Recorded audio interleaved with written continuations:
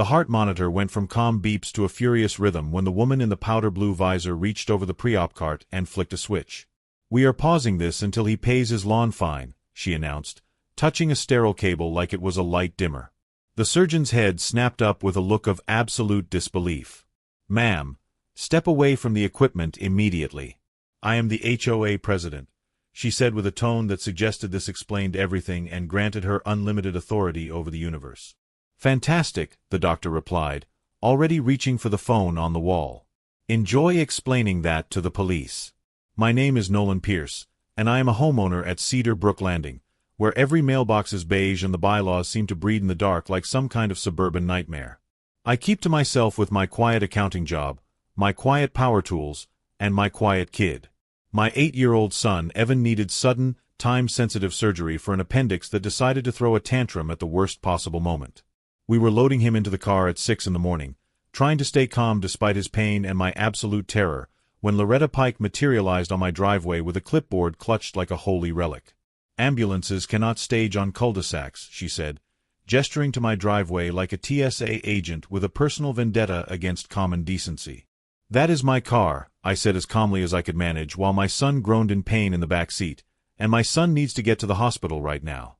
She frowned at the temporary wooden ramp I had laid over the curb to make it easier to get Evan into the vehicle without jostling him too much. "Unapproved exterior modification," she said, making a note on her clipboard with the kind of satisfaction most people reserve for winning the lottery. "This will be a $200 fine, and I will need you to remove it within 24 hours or face additional daily penalties." It all started earlier that week when I put a small yard sign out front that read "Keep Evan Strong" in simple blue letters. My sister had made it, and honestly, it gave Evan a little boost every time he saw it. Loretta cited me within 2 hours for unsanctioned messaging that violated the community aesthetic standards outlined in Section 12, Subsection 4, Paragraph 9 of the Covenant. She left the citation tucked into my screen door with a smiley face sticker on it, which somehow made it even worse. Then she dinged me for the cooler on my front porch, calling it medically themed clutter even though it just held popsicles for Evan's sore throat. She took 3 photographs from different angles like she was documenting a crime scene. She threatened a $500 fine when the visiting nurse parked nose in instead of parallel to community harmony, which apparently is a thing you can violate. The nurse, a kind woman named Patricia, apologized to me and said she had never heard of such nonsense in 20 years of home health care. The morning of the surgery, Loretta blocked my car with her golf cart and announced the need for a safety review. She measured my reflective house numbers with a tape measure, declaring them 1/4 inch too large. She photographed my garbage cans from 3 different angles, noting that the lids were facing north-northwest instead of due north as required. She informed me that any urgent egress required a 72-hour architectural request submitted in triplicate with a $50 processing fee. I told her my son had appendicitis and we needed to leave immediately. She said medical emergencies were not listed as exemptions in the architectural review process and that failure to plan ahead was not the association's problem. My neighbor Mrs. DeLuca stepped outside, took one look at the situation, and said in her thick Brooklyn accent, "Loretta, move your scooter or I will move you myself, and you will not like my method." Loretta moved the golf cart but not far, parking it sideways across the street like a passive-aggressive roadblock. She followed us in her SUV with her hazard lights blinking like we were some kind of funeral procession for common sense. Every time I checked my rearview mirror, there she was, visor gleaming in the morning sun, phone pressed to her ear, probably alerting the entire HOA board that I was attempting to leave the neighborhood without proper documentation. At one red light, she actually pulled up next to me and made a writing gesture, pointing at her clipboard and mouthing the words, "This is not over." At the hospital, I signed what felt like 47 forms while Evan squeezed my hand so hard I thought my fingers might break. He was being so brave, trying not to cry even though I could see the pain in his eyes and the fear behind it. The admissions nurse was efficient and kind, moving us through quickly. Then Loretta marched straight to the admissions desk like she owned the place, cutting in front of an elderly man with a walker. "This patient resides in Cedar Brook Landing and is currently out of compliance with multiple covenant violations," she told the registrar, as if she were reading off a parking ticket instead of talking about my sick child. "He owes approximately $1,400 in fines and penalties, and I cannot in good conscience allow community resources to be utilized until this matter is resolved." The registrar, a young man with glasses and infinite patience, blinked slowly, clearly trying to process what he was hearing. "Ma'am, this is a hospital, not a homeowners association meeting. We treat patients based on medical need, not their lawn maintenance status." Loretta made a pouty face that would have been funny if the situation were not so serious, then pushed past the sign that clearly said authorized personnel only in bold red letters.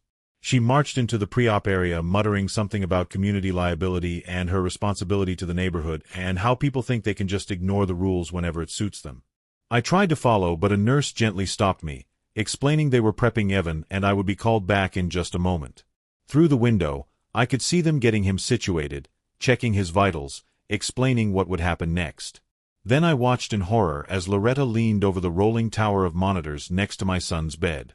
She poked at a cable with one manicured finger and stated loudly that she was indefinitely postponing any incision pending payment of outstanding fees and submission of proper emergency egress documentation.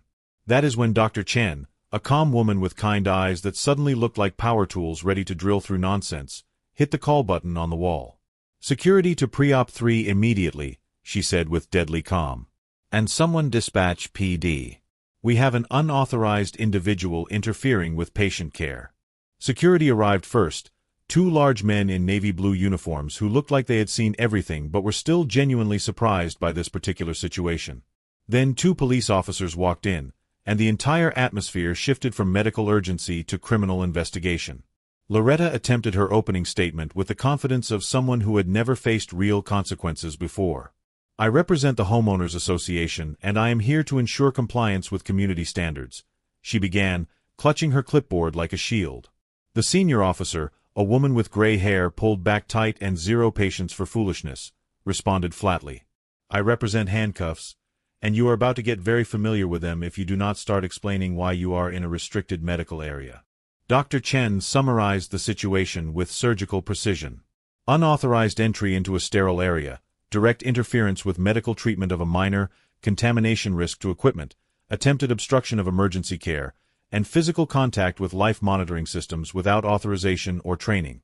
I pulled out my phone with shaking hands and showed the officers my doorbell camera footage. There was Loretta measuring my curb with a tape measure while we tried to load a sick child into the car. There she was blocking our vehicle with her golf cart. There she was following us with her hazard lights on.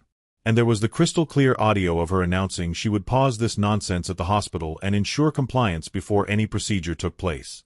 The hospital's risk manager appeared from nowhere carrying a policy binder thick enough to stop a bullet. She was a tall woman in a sharp suit who looked like she ate liability lawsuits for breakfast.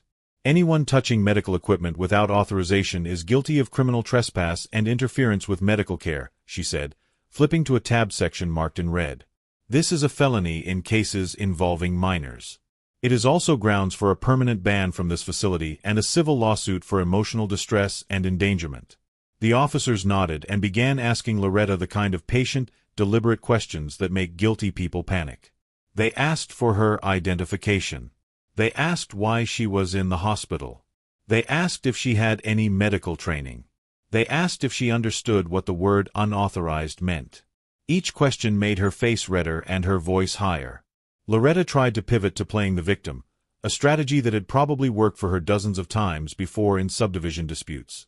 She claimed I had weaponized sympathy for my son to gain favor with neighbors and avoid legitimate fines. She claimed the Keep Evan Strong sign was somehow political and designed to create division in the community. She insisted she was just doing her duty to the community and protecting property values, which apparently trumped a child's medical emergency in her mind. The officer asked her directly, with the kind of clarity that allows no wiggle room, if she had permission to enter the pre-op area.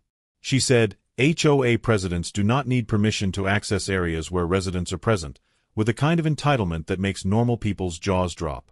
The officer said, "You do today," and guided her wrists behind her back with practiced efficiency. The click of the handcuffs was the most beautiful sound I had heard all week. She immediately started sputtering about lawsuits and board meetings and how this was all a misunderstanding and they were making a terrible mistake. While they walked her out, she kept chanting community standards, like it was a magic spell that had suddenly stopped working. Her visor fell off halfway down the hallway. Dr. Chen turned to Evan, who was watching everything with wide eyes and a confused expression, and said gently, "Okay, buddy, let us do this the right way. No more interruptions, I promise." 2 hours later, my kid was in recovery, brave as a lion and asking for the popsicle I had promised him. The surgery went perfectly. Loretta Pike was charged with criminal trespass, interference with medical treatment of a minor, and reckless endangerment. The district attorney, a stern man who apparently had his own HOA horror stories, made it clear these were serious felony charges that could result in up to 5 years in prison. She was also hit with a restraining order keeping her 500 feet from the hospital and our home.